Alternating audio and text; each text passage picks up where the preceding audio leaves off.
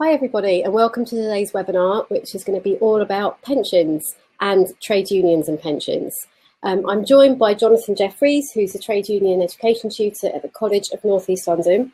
I'll be handing over to him in a minute, but first of all, I'd like to remind you that there are two ways for you to participate in this webinar. If this is your first webinar, you'll be pleased to know that you can ask us questions in the Ask a Question panel, which is underneath the screen.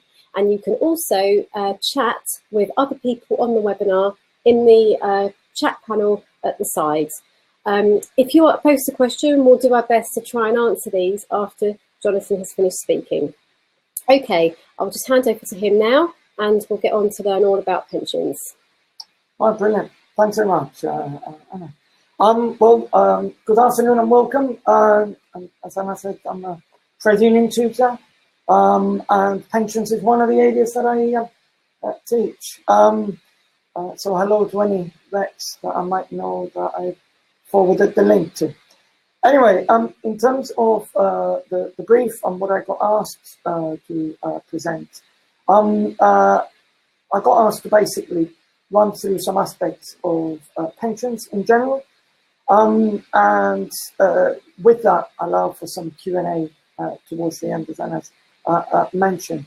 From a purely trade union perspective, pensions is an important thing. It's an important thing for members, for reps. It's a live issue. There's been a lot in the press as of late. So it is something that is worthwhile discussing, and certainly having as a webinar. In terms of where the unions are coming from, I think sometimes I say it's useful to put on a sort of almost X-ray specs. Where are we coming from? The idea itself is fairly straightforward, and it's a bit like this: you finish working, and you retire, and you've got an income, and there are some criteria. So that's the basis of the approach. In terms of certainly what the unions would certainly aim for, it's three main things. One is workers to be able to retire at a decent age. So no, it's not back to the Victorian era. It's not a sort of work till we drop. I think the second aspect is to retire safe in the knowledge that the pension is secure. I mean, I've met many reps, many members who tell me they've got other incomes, other things, but generally, I'd say certainly for the union movement, the majority of the income that's going to come once in retirement is going to be from a pension, unless you might have been lucky and in the lotto or something like that. But generally, that's not the case. So security of the pension is important. And the third thing with that is not only that it's secure whilst you're in retirement, if you are in the mid-70s, that the money hasn't necessarily run out, so to speak. Second aspect is having a good standard of living. And I always use this analogy of, almost being at the White Cliffs of Dover and looking down. It's whether for some people the feeling of retiring is a kind of economic or financial precipice, or is it not? So the good standard of living is to be able to continue with what you had before, but now you're not necessarily in work. And I think the overall thing, which is hopefully what will come out of today's session, is I think it's important to take an interest. So hopefully, if out of this webinar there's a little bit where you can sit down for 5-10 minutes with yourself, other people in your maybe family, and just sit down and talk about what you're going to be getting. I think that in itself is a start. So what I'm going to do is move to the next slide. So look, the idea is meant to be simple, straightforward, but how simple and straightforward that might mean, well, that maybe where things start to be challenging at times. And one of the things that comes with pensions is a whole sort of language thing. But certainly, in the main, the pensions is either going to come from the government or the state, some people would refer to it, or a private pension, i.e. in addition. There's the new state pension, started in 2016. I'll say a little bit more about that. I did feel that for this session, I needed to mention also a little bit about the basic state pension and the state earning related pension, also known as SERPs, second state pension, even though they're now closed, as you can see on the slide. And then beyond that is, well, what else it might be on offer? And that might depend in terms of your workplace, whether it's a defined benefit, also known as a final salary or career average.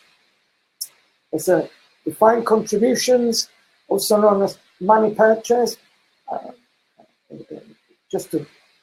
For any of you who might decide to read the press or do a Google search, DBDC is almost like the currency of what gets written. So hopefully that lays the groundwork on that. There's now another one called collectively defined contribution schemes. I mean, that's been negotiated with Royal Mail, between the CW and Royal Mail. And then there's the auto-enrolment, which is the advert that some of you might have seen on TV with a chef and the sort of little person.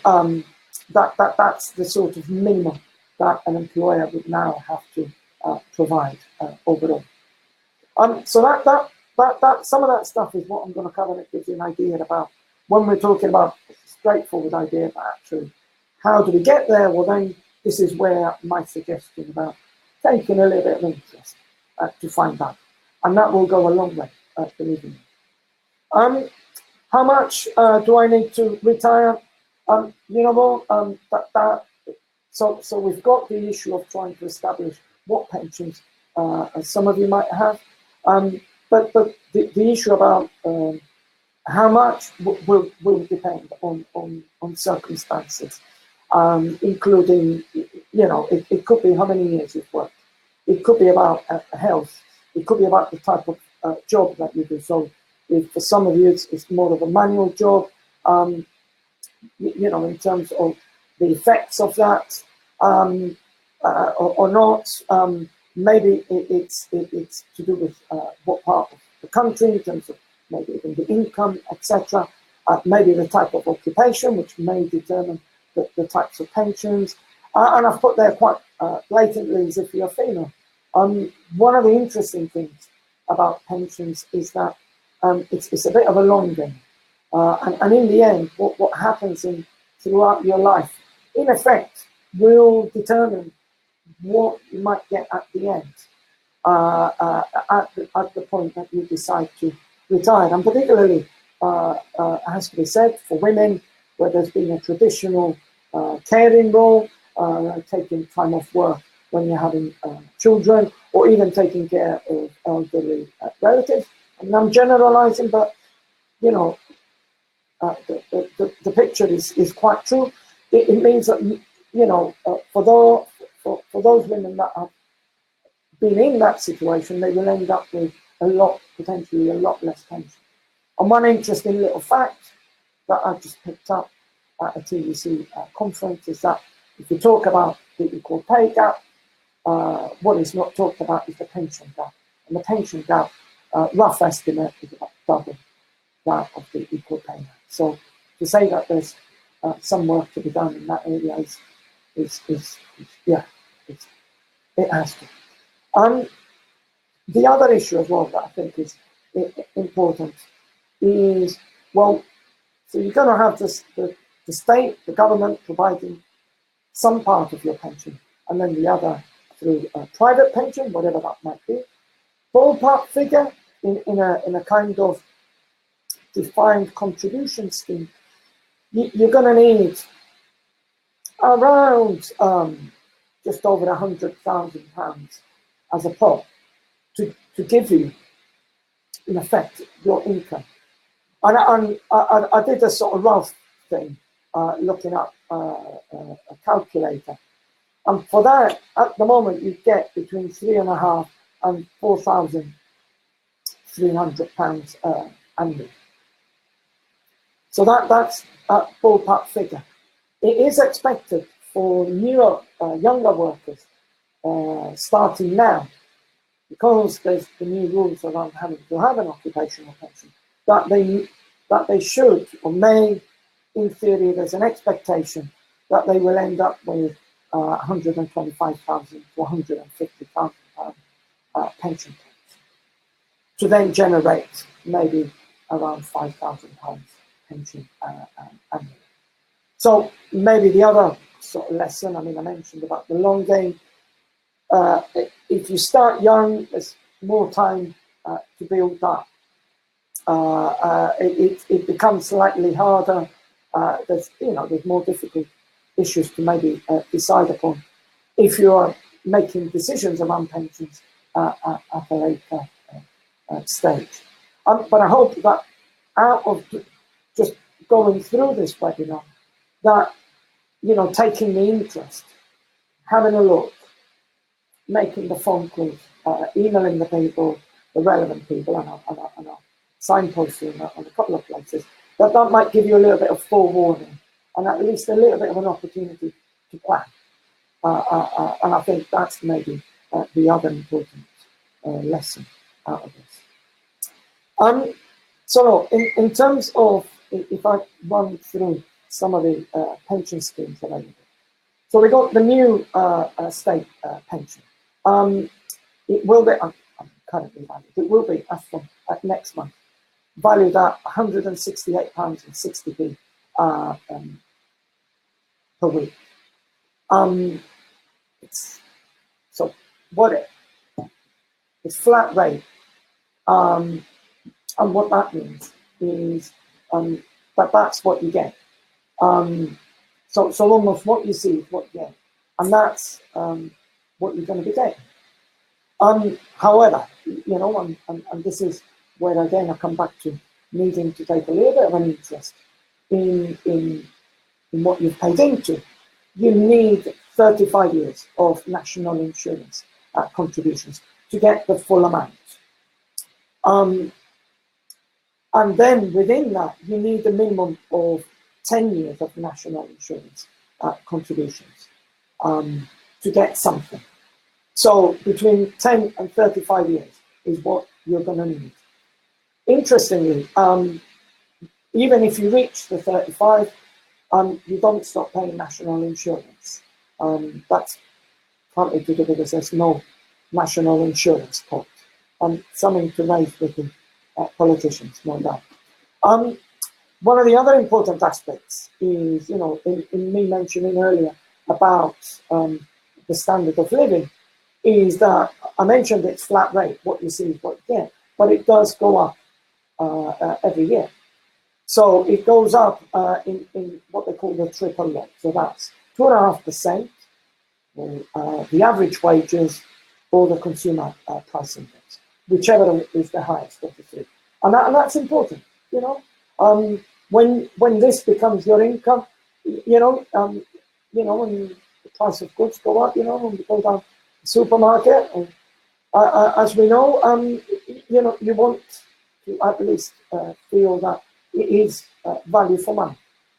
And it is expected that by about 2029, interestingly, about 80% of people get the full amount. I can talk about a little bit later on as to why that is so. The other important thing is that for anyone with caring responsibilities, there's the carer's credit. It means that you can be at home, and so long as you're claiming a child benefit, that is credited towards the 35 years, even though you might not be paying the full 35, depending on the circumstances, of course. So there we go. That's the main pension that we will all be part of from now on. And that started in April 2016. I'll go through some of the other two schemes that for some of you might be familiar, some of you are already playing in it, or are not, or have relatives. So I just thought I'd clear the air, really. So there used to be two pension schemes from the state, and one was the basic state pension, which is currently at £125.95, so about just over 6.5 grand. It's flat rates. Again, it was going up every year. It originally, interestingly enough, needed 44 years for men on national insurance and 40 for women. That got changed in 2010 to 30 years, but obviously that is no longer available. And then you would have also been credited, slightly technical there, but with the national insurance, something called the lower earnings limit, which is the point at which you get credited but are not paying because clearly your salary is quite low. So quite an important. And that also applies, has to be said, to the new state pension. I guess something that applies to both is that there's no early retirement entitlement in this one. Some call it a little bit harsh. And obviously that you at least needed to have been credited with national insurance in order to claim it. Or else, if you were not able to be credited for whatever reason, then it would mean that you're relying on benefits, if that was the case. There was also another scheme, some of you might be familiar, again, within a sort of changed sort of climate, the state earnings related pension scheme. So, the second state pension as it got changed later on. It closed in 2016, started in 1978. The maximum on this one was £172.28. It's an additional, it was earnings related, and basically you were automatically put into it if you were not paying into an occupation scheme, an employer scheme, basically. Yeah, I think that's as much as I was going to say on that. Are they any good? I think Jack Jones once famously said, always ask for more, from a General Secretary of the TNG. And I say from a trade union perspective, it is always about asking for more. However, certainly on the new state pension, it meets definitely one of the union's main criteria. It is secure. So, the idea that somehow we're not going to get pensions, that pensions is no longer an issue, I think it's not right. And it's a shame that people are thinking that way or such like, because this is secure. It means that it goes up in line with the triple lock, as I mentioned earlier. So in effect, there's more money in your pocket once you're in receipt of it. So it doesn't stop, and it doesn't go down either. However, maybe the other point is that under SERPs, under the previous scheme, there was a potential to earn more, but there was no guarantees necessarily of that more. So, there's two sides to a coin on that one. The other thing as well that is worthwhile mentioning, that is important, is around the Conservative government's changes to the increasing of the state pension, particularly for women from 60 to 65, which has been quite detrimental for particular groups of women who are in that bracket. I mean, in effect, that change of moving from 60 to 65 was meant to take 15 years. It got reduced to 10, and then more recently to about 8 or thereabouts. So you can see it's been squeezed, and then there's been some losers on that. I'll mention a little bit towards the end about the campaign around that. And then obviously we've also got state pension age increases to 66. I'm unfortunately affected on the 67. I'm hoping not on the 68. And I'm hoping no more, but maybe that's a trade union issue that some of you might need to take up within your own unions about what do we do about this. And then the other aspect is workers who contracted out from SERP's State Second Pension Act. If you had an occupational pension scheme, some of you who may be retiring now might not get the full amount. That's because of the discount that you would have received as a result of having been contracted out, which is about 1.4% that you pay less in national insurance. What I will say on that is that I've been reading in the press that you can pay towards whatever is missing, and that will make your money up. But roughly, it's going to take about 9 years. So people retiring beyond 9 years, in 9 years' time or over, if you're in that bracket, then you haven't got anything to worry about. But if you're below 9 years, in terms of when you claim the state pension, then this might be an issue to think about. Okay, thanks. In terms of what do I need to do about my state pension, I think the best thing, is the advice I give members and anyone who comes to my courses, is go on to the DWP pensions, get your state pension, log in. It might take you a few minutes with a little bit of patience. It's doable. And, check your details, check your years of national insurance that they're correct, and check the amount that you will receive. And what basically the government has said is it's £168, and that's it. So in effect, is if they're saying that you're going to get that, well then maybe you don't need to pay any extra in national insurance. If they're saying that you're not, well then maybe it's worthwhile maybe giving them a call and finding out how far you can pay at national insurance to make that up. Remembering you only need 35 years.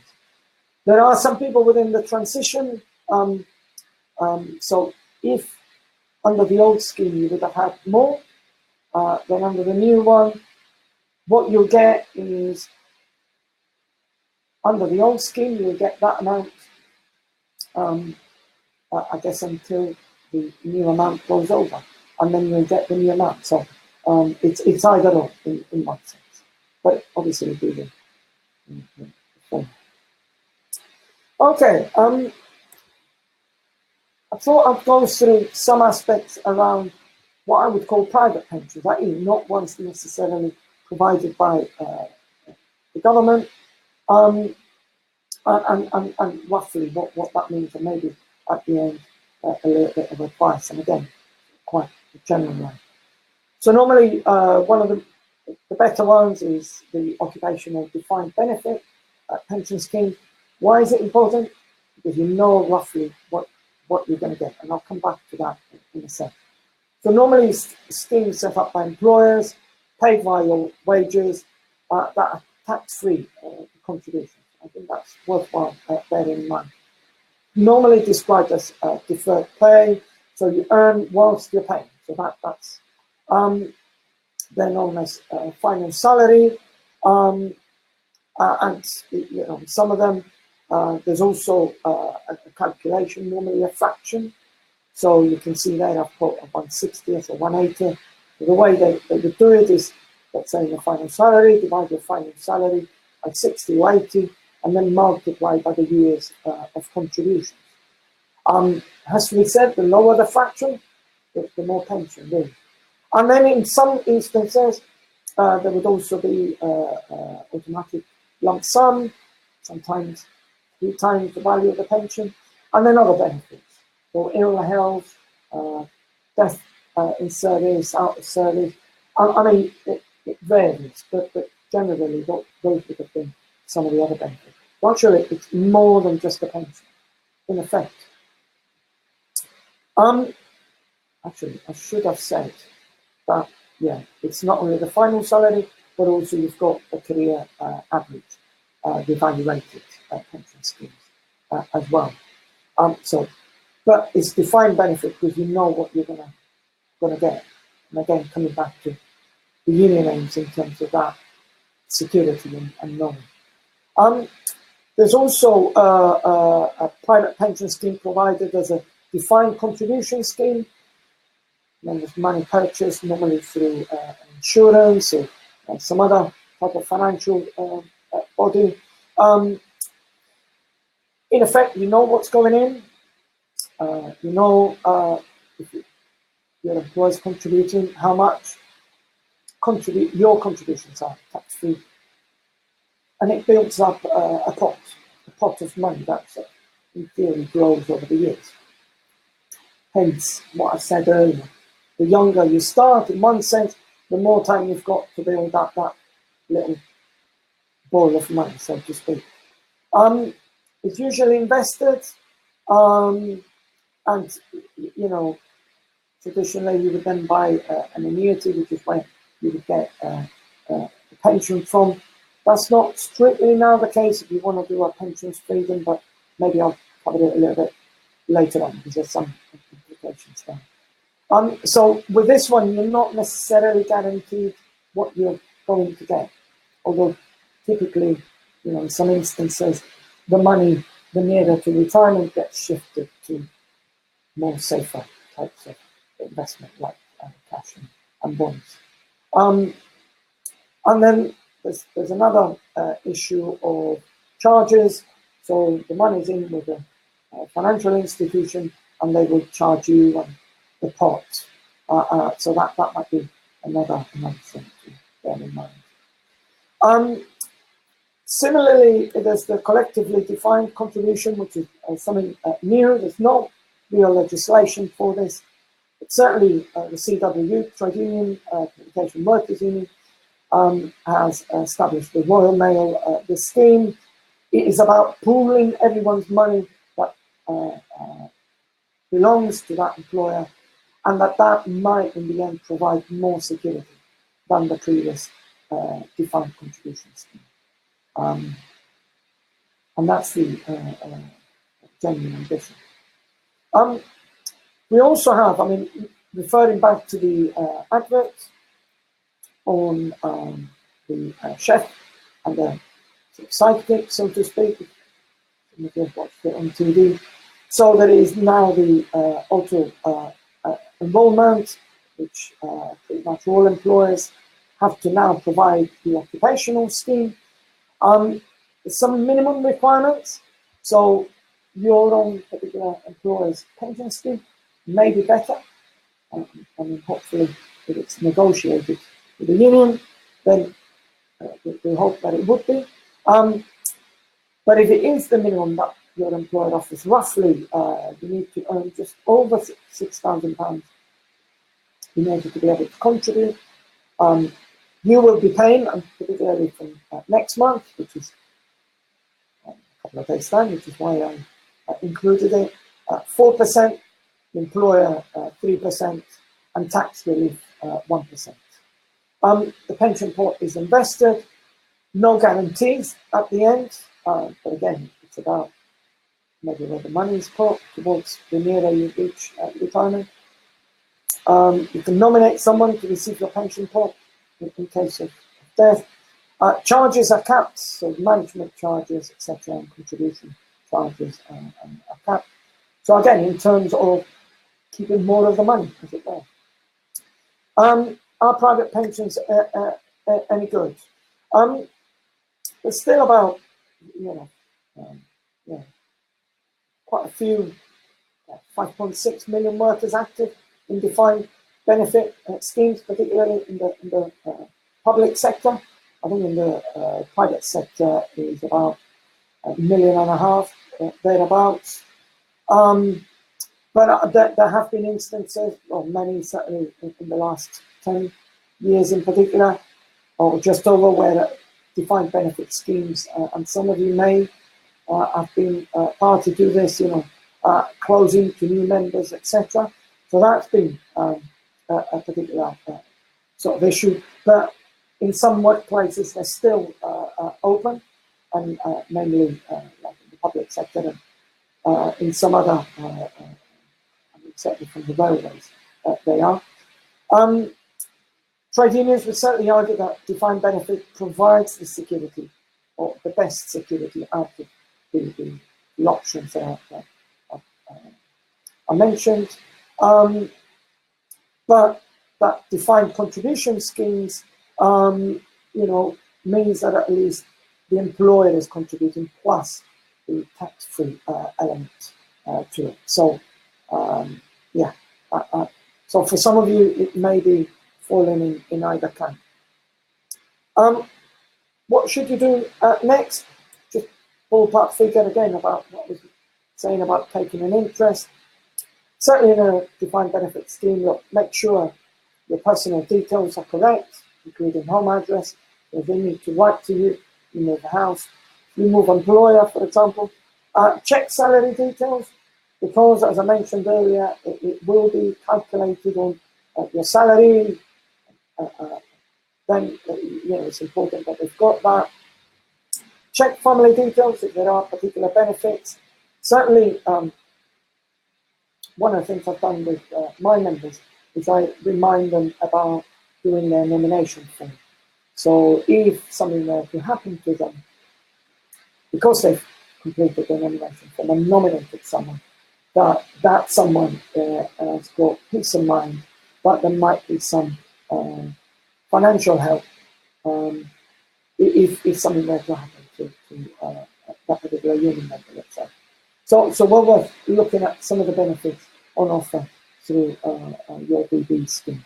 And a good recruiting. I would say, I sometimes say to other members, is the best union advice you're going to get. It's a life insurance, and your family is now secure from day one. You can't get any better than that. If you're in a DC scheme, again, check details, check the amount that's going into the pension pot, so keeping an eye out. You feel like you need to put more, check that charges, what charges are made. Decide if you want to contribute more. Make sure next of kin details are up to date. Again, there will be a facility there if something were to happen to you. So, it's worthwhile, again, with that little bit of planning. And I've just put in there that, because obviously, as we know, we move around sometimes from employer to employer. And if you've got an old workplace pension, or want to know or want to find out, there is a free service called the Pensions Tracing Service that might help you. It's a government-funded thing, so you might want to do your Google search. So I've put it on the list. I did. The Google search will do. Useful organisations, just generally, I think, sort of age concern. Pensions Advisory Service, I definitely would recommend that. Money Advice Service, again. So this is about sitting down and talking about and planning a little bit for the future. Maybe Citizens Advice as well. TUC's got some pensions materials. Campaigning-wise as well, obviously not only the TUC, but also the National Pensioners Convention. There's the WASPI campaign, Women Against Pension Inequality, particularly in reference to what I said earlier about state pension going out. And also included in that is also the Back to 60 campaign. So hopefully you've got at least a little bit of the groundwork of, it's meant to be a straightforward idea. You decide to stop working, you're still going to need money coming in, and the question is, with what's on offer, what happens then. And I think you can only do that by sitting down and having a look at, in effect, where the money's going to come from. Okay, thanks very much, Jonathan. That was really interesting. And we had quite a few questions come in over the course of the webinar. We'll try and answer some of them now, but we do have to stress that we're not in a position to be able to answer people's individual queries about their particular pensions, because we're not able to give out financial advice. However, we will try and answer some of the general questions that have been posted here. So first off, Jonathan, we've been asked, the WASPI movement, which you mentioned a minute ago, is still ongoing. What are the chances that the retirement age for women will be reconsidered? On that basis, your personal opinion. My personal opinion, I hope it does. I think it's really unfair. You know, one of the other things that I tend to joke about when I'm running a pensions course, just because, you know, you end up talking about issues like death, isn't it? And then you think, well, you know, if you know your end date, then you can plan. Obviously, you don't normally operate in that way. But what it does mean is that the later you are in claiming your entitled pension, then the less years you've got in which to enjoy what you've paid in. So I think, you know, just reading some of the losses are not only that you get it later, but also the losses in any previous pension that you might have claimed. So yeah, no, really, really unfair, definitely. Which is why I felt that it needed a prominent mention, no doubt. Thanks. Okay, a question here from Robin. They say, I understand that you need to work 35 years for a complete state pension. Is that correct? Yes. Okay. So, yeah. So what that means is, I'll come back to, because I decided to read up on this as well, just to, so it is the 35 years. That doesn't mean that once you do the 35, that we stop paying into the national insurance. When I mentioned earlier about an issue raised with the politicians, is there is no fund, there is no national insurance pot. That's my understanding. Pot, you know, where we can see the money grow of everyone. It's just, in effect, another tax. So because of that, even if you go over the 35 and you continue working, you will continue paying national insurance. Yeah. Okay, you mentioned on your previous slide some of the useful organisations, but we've had a question here about, I guess, a pensions calculator. So is there a good calculator if you have mixed pensions, i.e. years in DB, then transition to DC, or rather than specifically, what, you know, good pensions calculators in general? I mean, the calculators you get out there are generally about, the ones I've seen anyway, are to do with calculating for the purposes of buying the annuity. So I mentioned earlier, on the defined contribution scheme, one of the ways that you generate the pension would be buying this financial product called an annuity. That would give you an income for life. So some of the calculators I've seen are to do with that. Other calculators I've seen, and if I'm thinking here, some of the one of the unions, or the final salary website for that particular firm has got a calculator for that particular scheme. So it could be that your own pension scheme, if you're in a defined benefit, may have a calculator. So that would be one. If I'm thinking here, let's say a teacher's pension scheme, they've got calculators specifically for people who are paying into that. And then, yeah, the other more general calculators are to do with, you know, what you get if you've got X amount of money in terms of buying an annuity. And I think the Money Advice Service might be one of the ones that I've got a calculator. Well worth checking out, yeah. They're great, and we'll be, I think we've mentioned in the chat, we'll be sharing these slides after the end of the webinar, so you'll be able to check out all the links that Jonathan's recommended. Okay, another question here. What happens if you're made redundant and you're on a final salary scheme? Does the final salary stay at the point when you leave, or does it go up in line with inflation? Okay, that's an important question. So it's interesting because what I was saying earlier about the value and the pensions that are available, and then there's all the bits in between, actually what happens in our lives, isn't it? In terms of, I mean, this is just general. So the best thing would be go down to get your statement from the defined benefit pension provider. Make sure you got your details, and have a look maybe to see what the rules of that pension scheme say. So different pension schemes may have different ways of keeping what you've got, the value of what you've got, up to date, so to speak. So that, you know, if it was something that you left 20 years ago, that the money that you get should have maybe gone up in line with inflation or otherwise. But that's going to depend on each pension scheme. So it's worthwhile having a look, maybe phoning up your pensions provider and asking them on that basis. But on top of that is making sure that the details are correct, so that the salary that is going to be used to calculate the years of contributions. I mean, the number of members I come across who are saying, "Oh, I've got lost years." You know, what is interesting is when I'm talking also about the long game. You know, it's only now that we are more used to using things like the cloud, etc. But, you know, even 15, 20 years ago, there was still an element maybe of even paper-based. If you go back 30, 35 years, records get lost, HR, personnel departments cease to exist. You know, there's a whole set of those things that can go wrong and records get lost. You know, then you think, you're right, I worked for someone, so yeah. Okay, we'll see if we can have another couple of questions. Yeah, sure. What protections are in place so that a pension scheme doesn't fail, meaning that you end up not being able to claim one? The asker, who is Adam, I'm not aware of this having ever happened and was wondering how or why.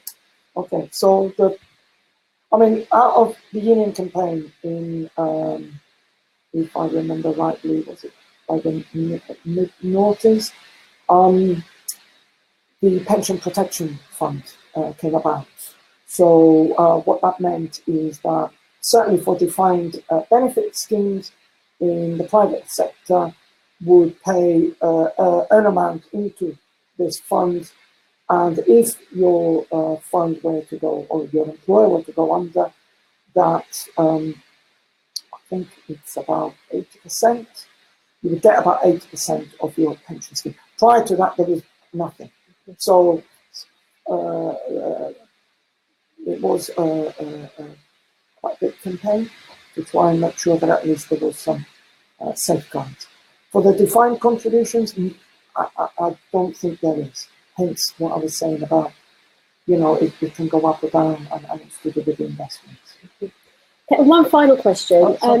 So I imagine that some of our viewers of the live webinar today are union reps. So what would you recommend to them if they have questions from their members about pensions and about their pension schemes for union reps? Sure. I mean, what I will say is it's maybe worthwhile organising something in the workplace, maybe through the union, trying to get independent financial advice through the union, and that they can come in and maybe do more individual sort of assessments.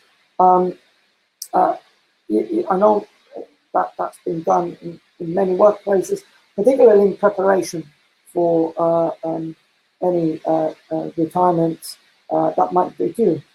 In other instances, in terms of as a bit of a follow-on, through the TUC, we run some pensions courses, and you know, and to at least inform union reps in which way to signpost people rather than giving the explicit financial advice.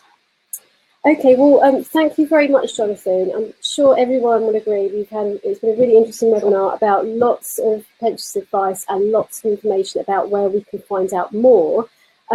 We will try having another webinar about pensions in the future, because we realise this is a really popular topic with you all.